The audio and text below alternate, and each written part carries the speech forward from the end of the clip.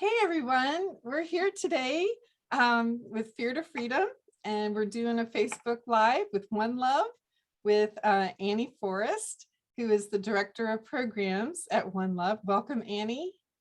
It's so good Hi, to see you Virginia. today. How are you? I'm well. I hope you're well also. Good to be here. Thanks for having us.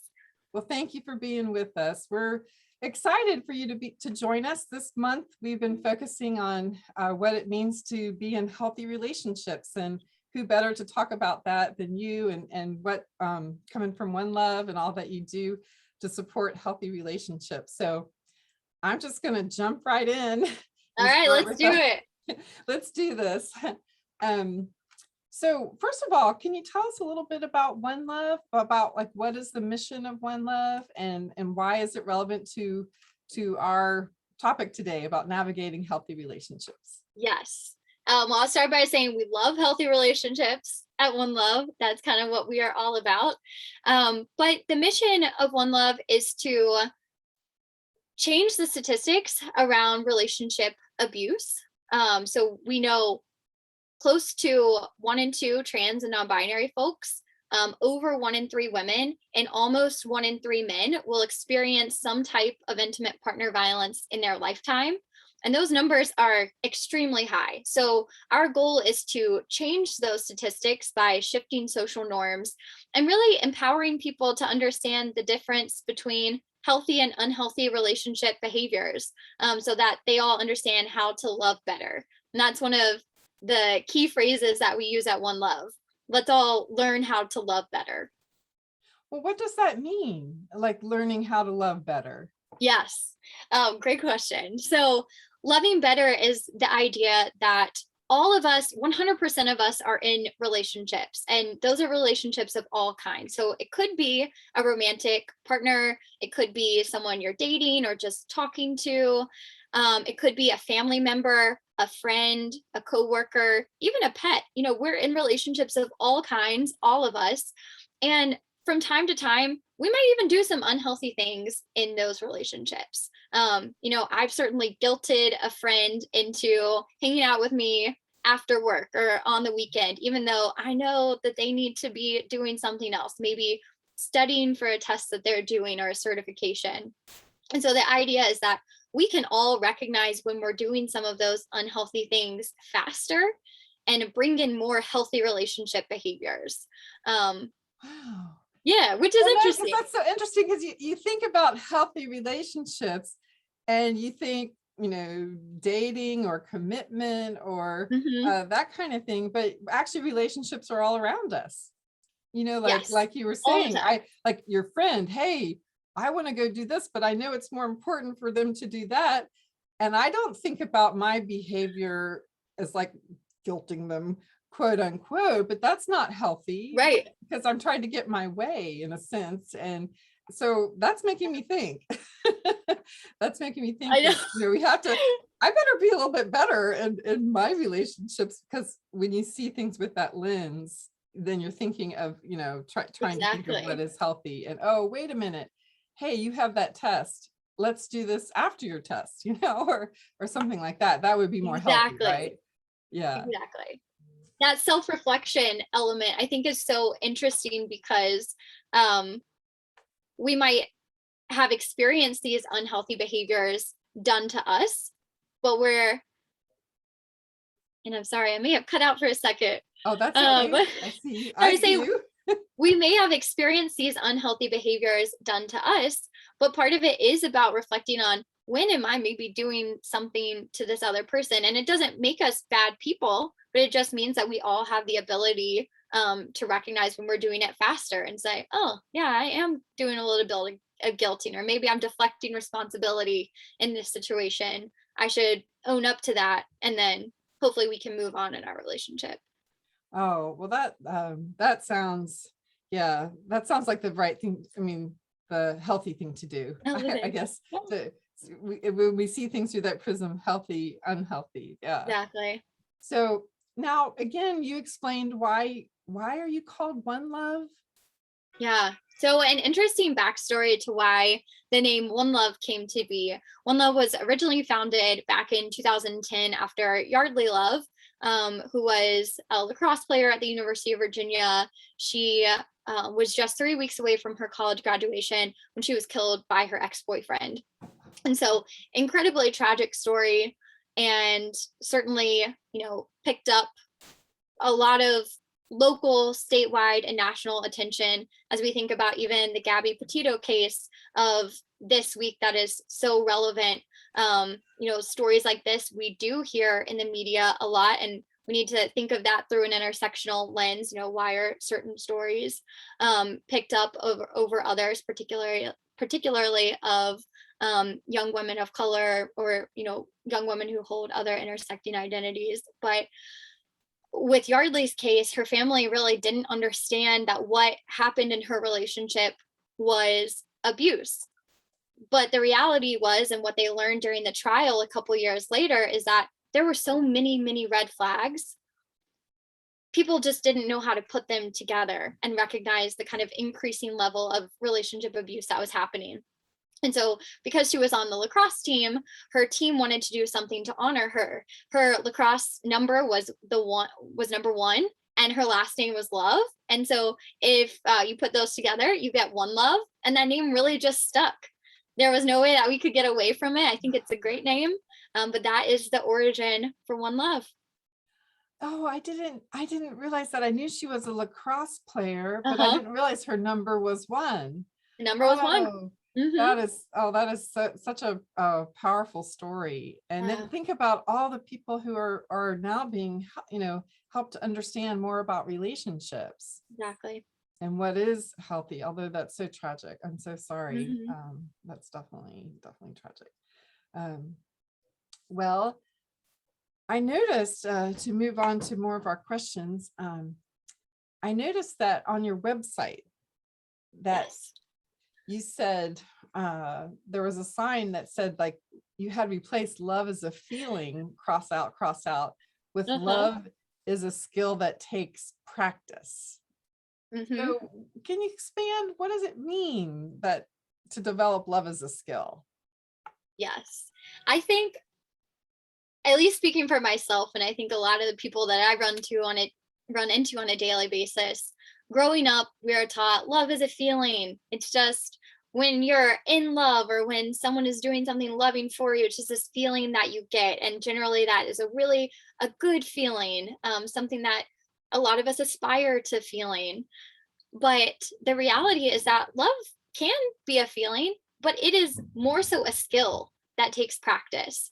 And when we look at love like a skill, you can translate it into, an analogy like going to the gym or practicing your times tables growing up in math class. The more that you do the healthy behaviors that actually comprise what it means to love someone in a healthy way, then the better you're going to get at it. And so if we don't think of love just as a feeling that kind of comes and goes, but rather as something we can actively be practicing on a daily basis, then I think we're able to understand more of the components of love and what is healthy versus unhealthy. And again, just bring more of those healthy behaviors. Just like when you go to the gym, the more you lift weights, the stronger you get.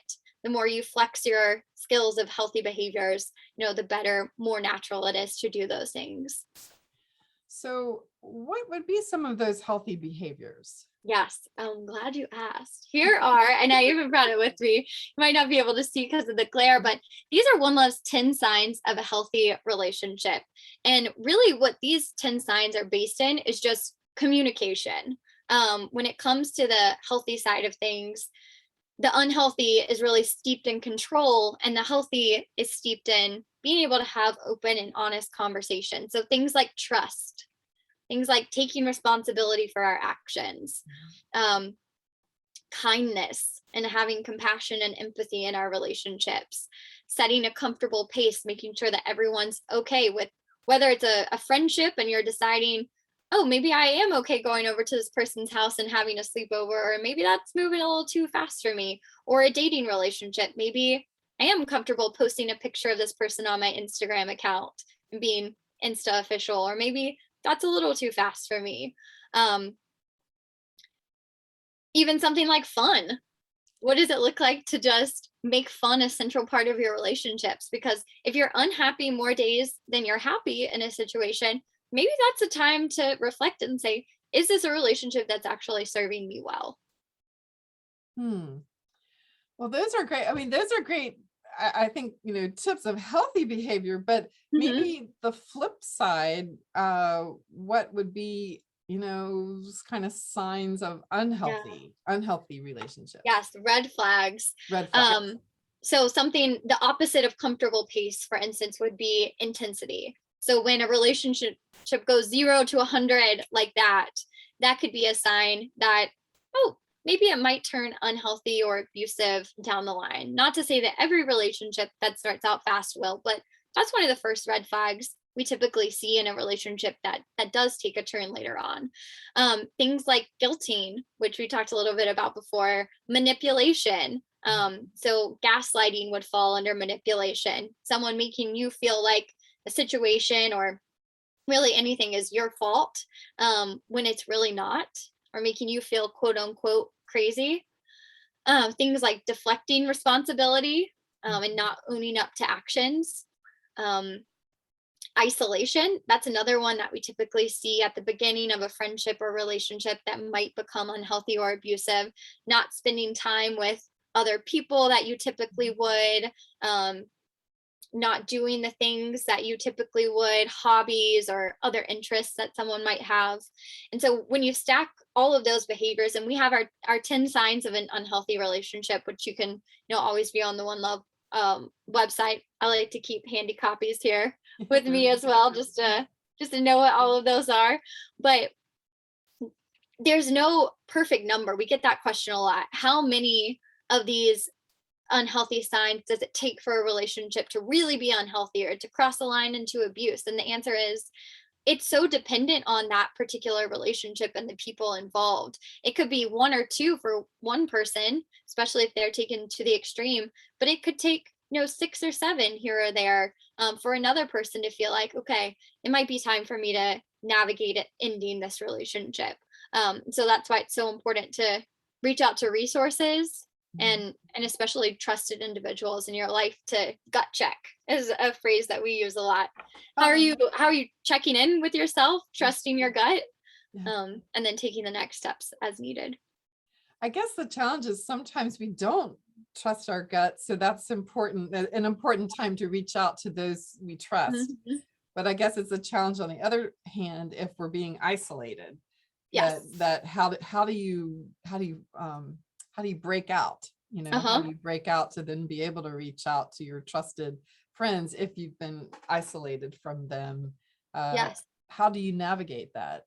Yeah, and it is really tricky and again, so dependent on each person because an abusive partner might be looking at your phone and able to Mhm. see everyone that you are communicating with. And so are there other more public modes of communication that you can use to access resources, or can you see someone in person um, during a time where you would normally be out of the house or communicating with that person and kind of open up about something that's going on? But our real goal is that no one ever has to navigate that because you're picking up on those red flags faster at the Mhm. beginning of a relationship and saying, okay, it seems like I'm being pulled away from the people that I care about. Maybe it's time for a conversation. Or maybe I'm actually going to determine that this relationship isn't the best fit for me because I'm being um, forced to choose between my friends and this person, or, I'm feeling like I'm losing myself. So things to weigh. I think that, well, that makes more sense then, because of what you're doing and the understanding what the red flags are, that then it Mhm. hasn't progressed to that point Right. where, so you do have an opportunity to Yes. recognize it and have those signs to say, hey, wait a second, Yeah, this isn't right for me. So, exactly. And uh, just one more thing quickly. There are so many incredible resources in the community and nationally to help navigate those situations. There are professionals who provide free and confidential services. So even if you're just even if you say, "Oh, this isn't an abusive situation, but I'm just not really sure and I think I should talk about it with someone and I don't know who that person is." I think just knowing that you can reach out to those whether it's a helpline, a hotline, or chatting online. We love Love is Respect because you can chat with an advocate right from your phone or from your computer, you know, just to gut check with another person. So what was that one again? Could you tell us that resource Yeah. again? It's Love called is Respect. Love is Respect. Okay. Loveisrespect.org. And that's part of the National Domestic Violence Hotline, who are partners of ours. Oh, wow. Well, that's really helpful because that's easy to just pick up the phone. You don't even have to schedule an appointment. You can Exactly. just call and check Yes. in and then hear what it sounds like. Sometimes when you're talking, then as you hear yourself speak and then you listen, then you get some helpful input. That is a great resource. Thank you for sharing that, Annie. Sure. So when we're, in that, as you're navigating healthy relationships, what is the role of listening and communication? What do those listening, communication, how does that fit into healthy relationships? Yes. As I was thinking about this question, a few things kept coming to mind.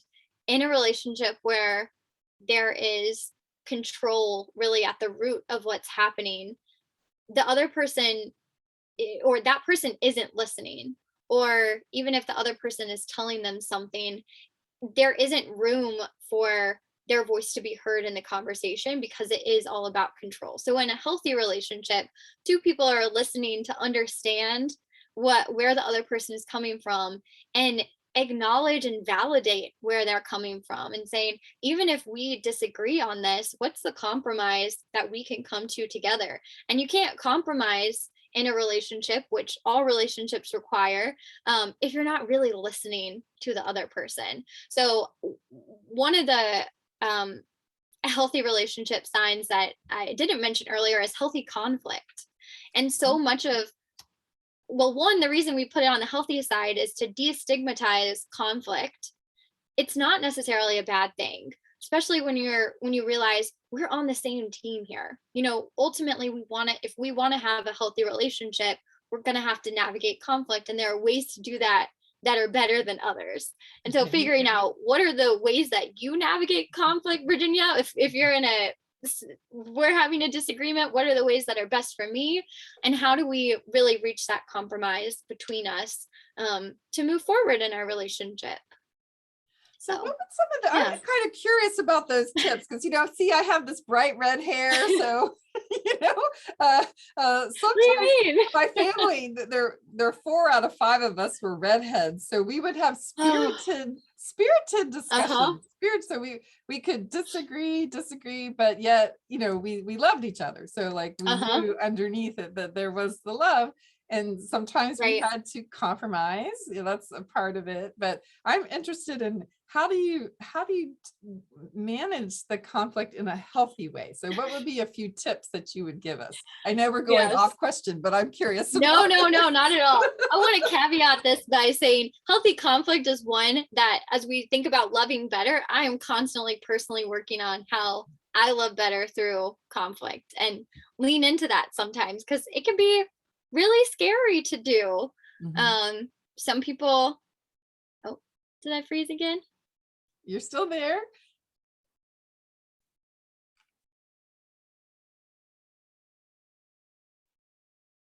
Oh no, sorry, Virginia. That's okay. You're good. I know I froze for a second, but I was saying is that's one that I'm constantly working on too. I think a good example of how we can all learn to love better continuously. We're never there.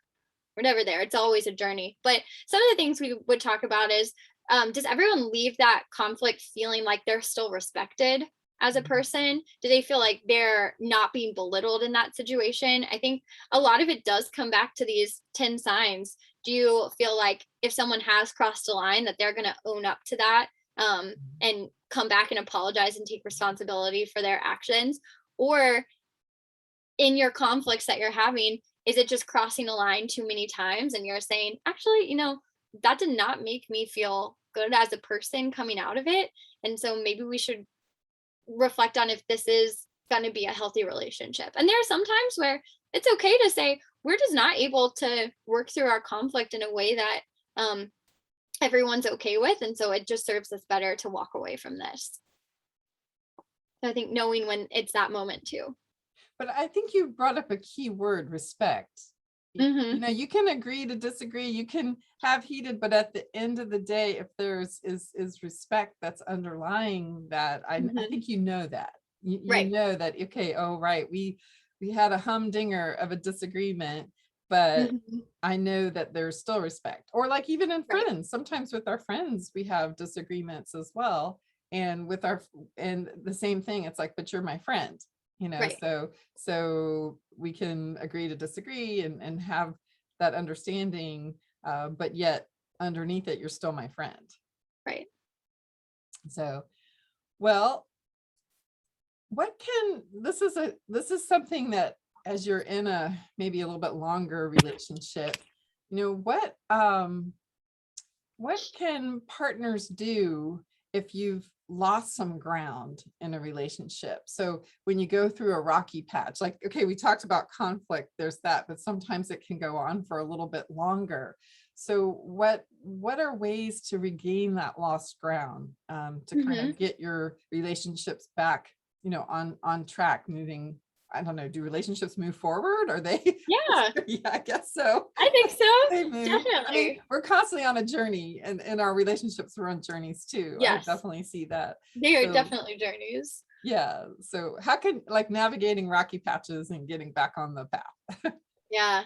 I think first of all, if it's important to understand if you're in a relationship where you feel comfortable expressing that you're in that rocky patch to begin with, because to the other person they could not even know that that's how you're feeling. And if you feel like, oh, I can't express how I'm doing personally or the things that I need or what my boundaries are to my partner or to my friend, that in and of itself is a red flag.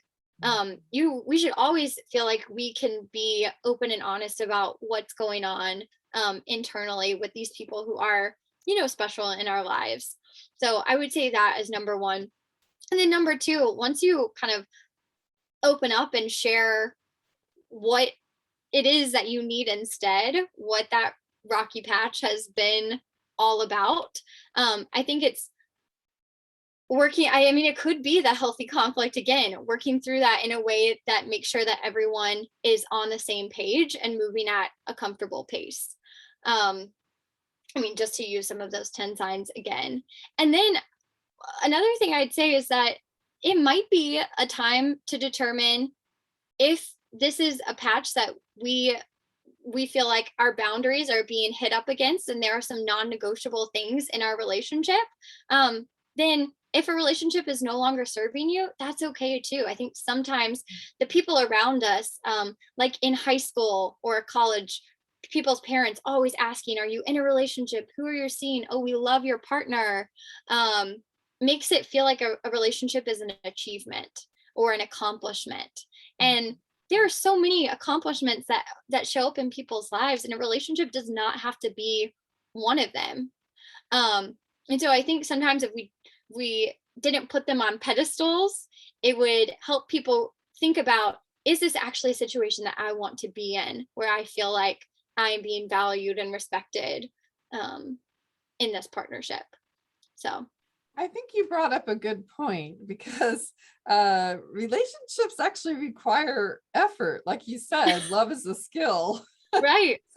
So and sometimes I do understand what you're saying about, your parents or your sisters. Sometimes sisters do this. they, Uh-huh. they like, Yes. it's like, oh, your boyfriend or, your partner. It is sort of a sense of accomplishment, but that, I don't think that's where it's at, in relationships. That's not very healthy to me, No. just because then No. you're asking for a little bit of trouble. So Right. And yeah, so much pressure yeah, being put on people to stay in situations that might might not be might be healthy. unhealthy or might be abusive, and I don't think that we take that societal pressure into account as much when we it so often say, well, why didn't this person just leave the situation and make some of those victim blaming comments.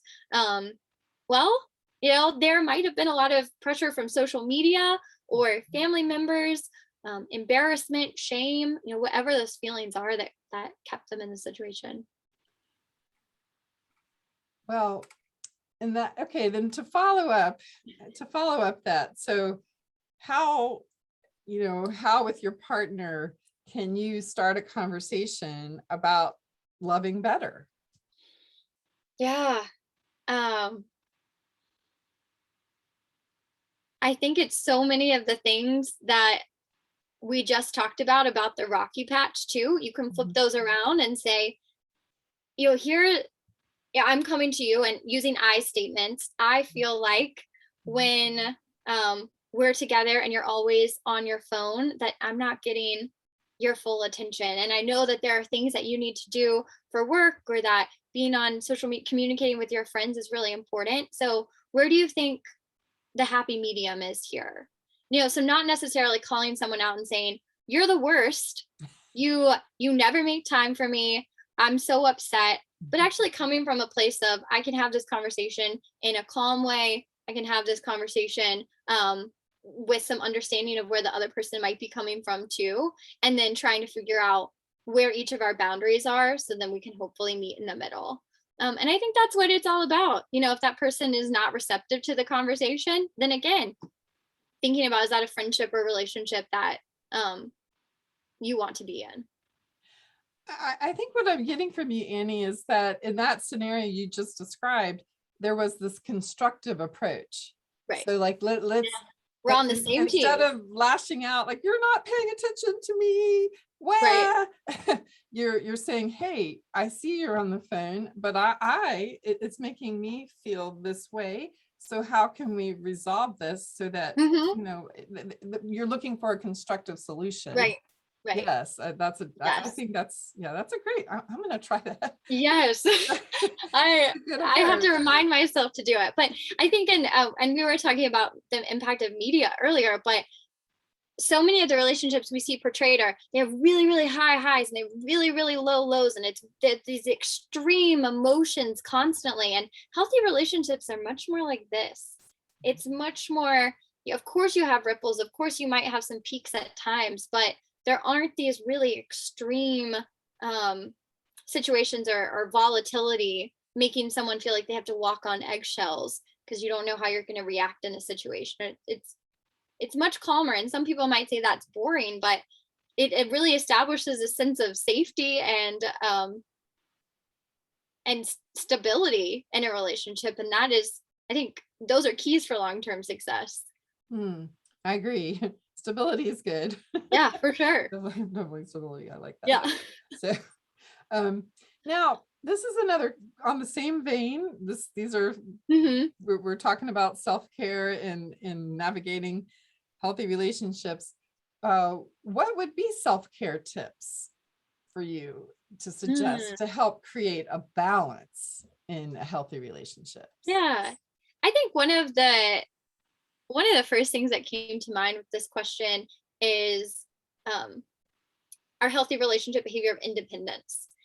I think a lot of times when people are in a relationship or even a new friendship, it's almost like they're sucked into it and they feel like, oh, I have to spend all my time with this person, I have to talk to this person constantly. And maybe I'm going to make less time for the other people in my life, or the other things that I'm interested in doing, the other hobbies that I have.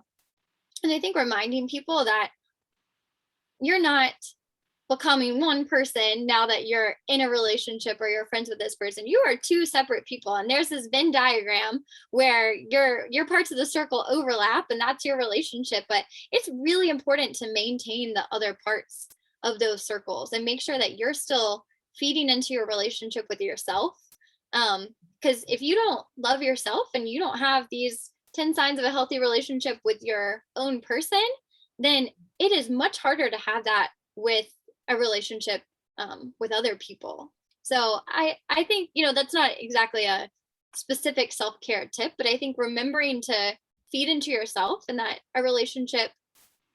um, a relationship shouldn't be the only part of your life, is an important piece to remember. I've always felt that way, because I feel like if you have your other interests and you do have your friends and all of that, you're actually more interesting to your partner, to your Yes. friend, and then you're not looking to your partner for your worth, All which is fulfillment. not, I don't think Right. that's very healthy. I think Right. to And you have find a things to healthy, talk about, yeah, it's like, you know? so I think that is a brilliant part of your suggestion about the self-care, is just to make sure you're maintaining what interests you. And you don't have to always like all the same things, because then wouldn't that be kind of boring in a relationship? I mean, like Yes, you, so definitely would be. yeah, so that I hope everybody hears that today, because sometimes when you get started in a relationship, it's all about the other person, and you're just Hmm. and you have to remember, wait a second, I need balance, which is what we were just saying, balance, Yes. to maintain that balance. And even Right. you look at the long-term relationships, probably why so many that are still going, is because they have learned how to maintain that balance, and Hmm. to have those other interests, and to do that, because it's not exactly self-care, but I see what you're saying. Yeah. It's balance, it's Yes. maintaining balance. So, Yeah. well, oh wow, so this is a big question. So we're in the middle of this you know COVID context that just doesn't seem to end. I And more, know. with more challenges, and still people teleworking and working from home, and working with a lot of togetherness in the same space. So how, do you have tips for maintaining healthy relationships in that context, when you're kind of together all the time? Yeah. I think this has been the struggle of the last 18 plus months for sure. Figuring out how, when so many people are teleworking now and stuck in close proximity to other people, how you're navigating those boundaries. And we know that rates of domestic violence skyrocketed during this time because there are so many external pressures that have been added on, maybe the loss of a job or the loss of a loved one due to COVID, that have just heightened the pressures and the intensity of situations. And so we know that those are oftentimes triggers for people in abusive situations, or to act in abusive ways. And so I think making sure, one, that safety is always a priority, that you feel like you are not in a safe situation, what are the resources that you can reach out to hopefully figure out a safe place. Definitely number one. And then I think for people who might be in situations where there's just so much, it's again figuring out what is the balance between spending time with the other people in your household, sharing the commodities that are there, the internet, Yeah. the common spaces, the chores that are piling up now that you have dishes all day for 4 people versus one person who might be there otherwise.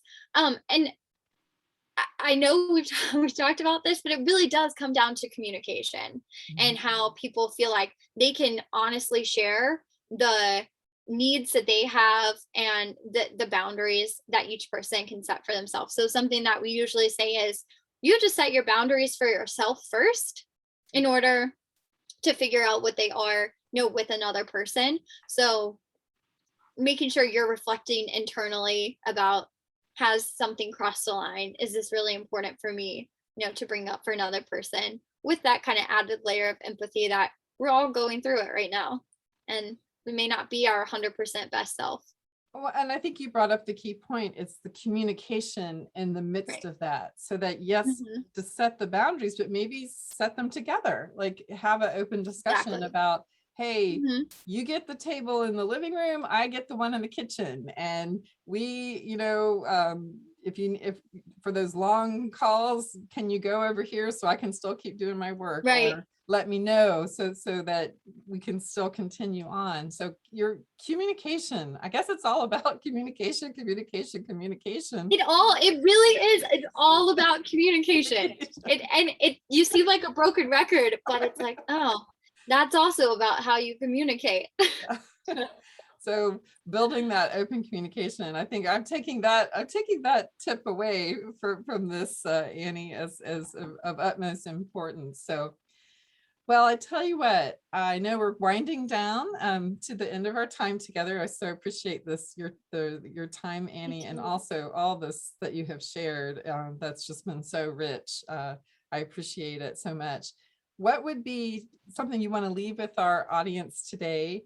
Your top 3 tips for Yes. navigating healthy relationships and with what is love. And of course, we already said communication, so maybe besides communications. Yes. Besides that, I might be, I'm not going to use the word cheating, but I might be taking it a step farther, because I think one of the best things that we can all do is just familiarize ourselves with this list and kind of hold it close. So for instance, when I lived in an apartment with roommates, I put it on the refrigerator and said, these are the 10 signs of a healthy relationship.